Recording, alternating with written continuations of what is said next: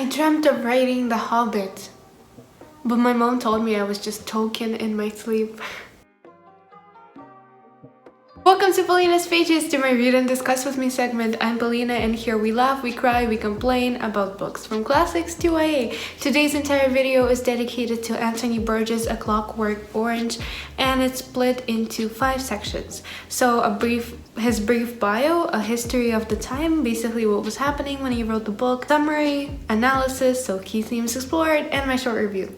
I aim to make these videos under 15 minutes, so if you're a student and you're busy studying, you don't take up too much time, so include only the most interesting and relevant things I want to say about the book. If I talked about everything, especially with my love for tangents, we would be here all day, so let's just get started. And yeah, there are spoilers because I assume that you've read the book already. John Anthony Burgess Wilson was born in 1917 in Manchester, and he was an English novelist who taught in Birmingham University, worked in the Ministry of Education, and wrote 32 novels, 2 plays, 16 works of nonfiction, and was also a composer. Wow, imagine being this talented. He wrote a lot of musical compositions, symphonies, jazz, opera. Yeah, he doesn't have to imagine being this talented. He died in 1993, and of course the literary world suffered a great loss, but he was referred to as the literary genius, one of the few literary geniuses of the time, and this of course raised some disagreeing voices. People's main problem seems to be that he is most known for this work, A Clockwork Orange, and if it's the only reason that his name lives on,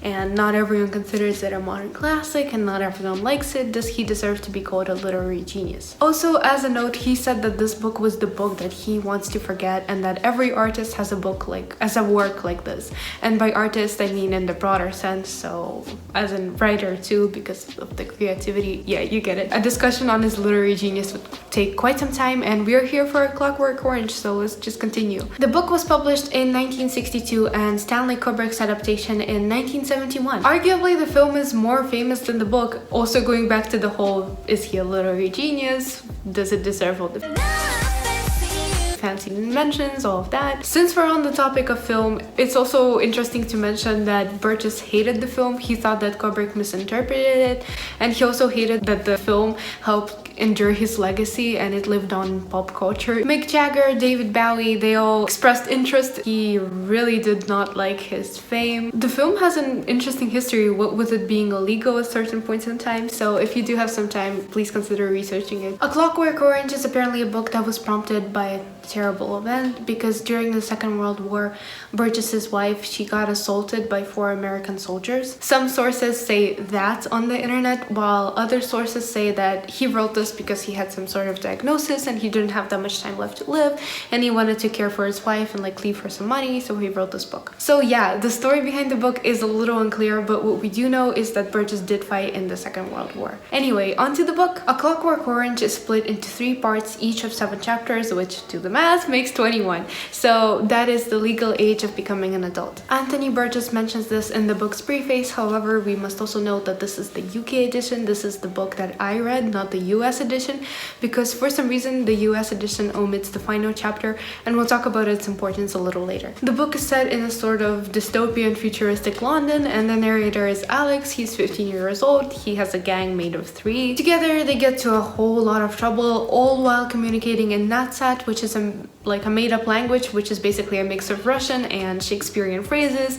and Cockney. Cockney is, I believe, a dialect from the east side of London, typically associated with working class. Natsat is such a curious topic. We'll also discuss that a little later, but basically Alex gets into fights with rival gangs, drugs, drinking, raping women. At the beginning of the book, they beat up F. Alexander is his name, and he's the author of A Clockwork Orange, and they rape his wife, and later we also find out that she dies because of it. After they leave, Alex hits Dim for interrupting a woman who is singing, because Alex is a great lover of classical music, which by the way adds to the reader's interest of him. So he loves violence, but he also loved classical music, and we also find out that while he listens to classical music like Beethoven, that's one of his favorites I believe, believe he pictures himself committing the violence. Right, so he pushes Dim and they get into kind of a fight, but the next day he starts like asserting his leadership over his gang, and it looks like they agree when he basically cuts them up with a knife and like beats them up and threatens them. It looks like they agree,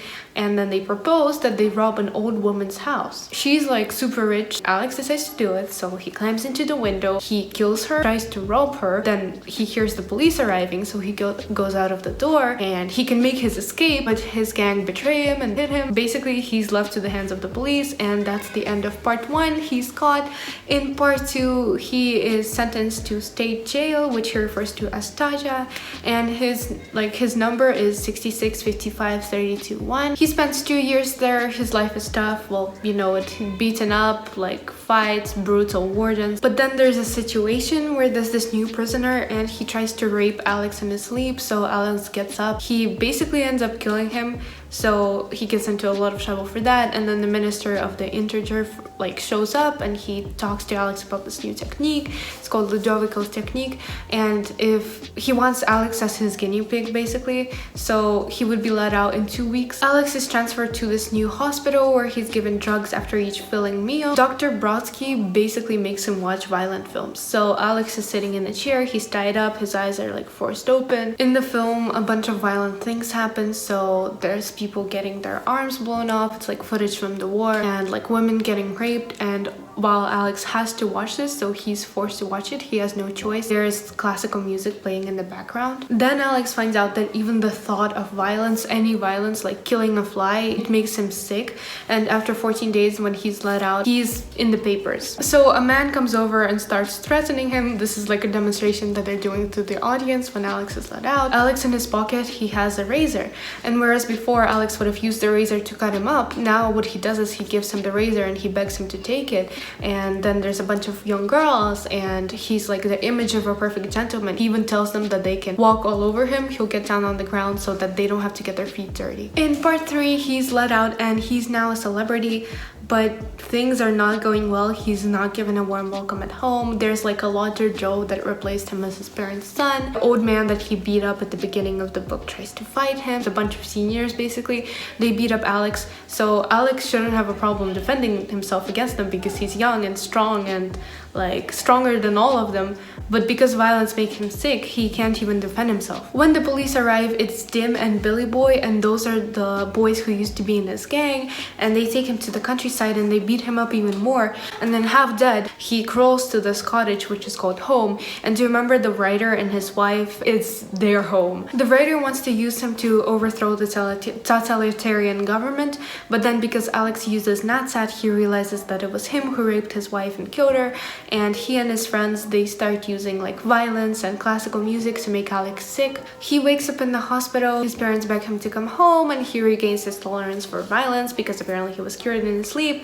And then the Minister of the Interior, I don't know why I said integer earlier, but yeah, the Minister of the Interior comes in and he like gets him to sign some papers, and F. Alexander gets locked up for trying to overthrow the government, and then Alex gets this new government supply job. He forms a new gang, but he doesn't want the whole drug and violence thing anymore, and he also sees his like old friend Pete, who used to be in his gang, and Pete is all settled down. Alex decides he wants to settle down too, and the violence thing is no more because he's matured. The last chapter is supposedly the hopeful chapter because, you know, no more violence and anything, like Alex is feeling better, he's cured, whatever.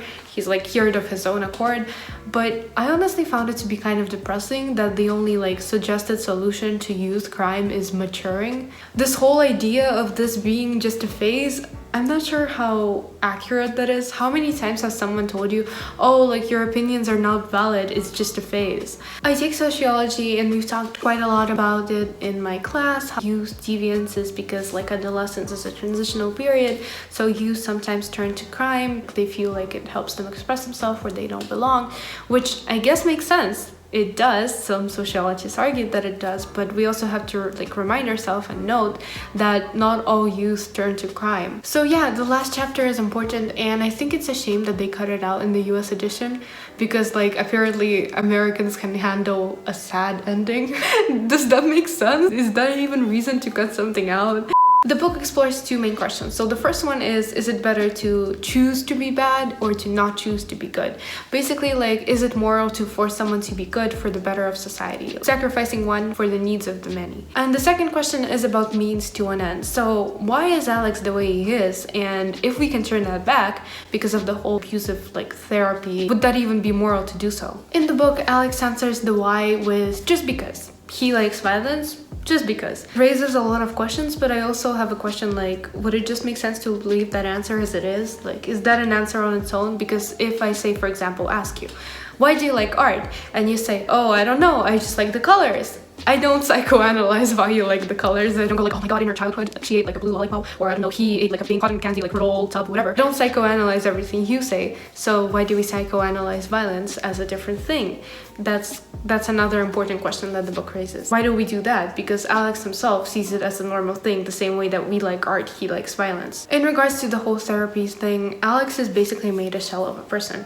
So he's not raping women anymore, which is fantastic, but at the same time, he's being manipulated into being good to the point where he's basically left defenseless. Of course, there's the ethical dilemma of his torture. So what Anthony Burgess does is he makes you feel like empathy for a rapist, which is problematic, but at the same time, he's not only a rapist, he's a person who's being constantly beaten, abused, like assaulted, and how can you not feel empathy for a person going through that? So that's an interesting question to consider. Is it okay for us to feel empathy, if you know what I mean? Just another quick point to make is that the book focuses quite a lot on the differences between youth and the rest of society.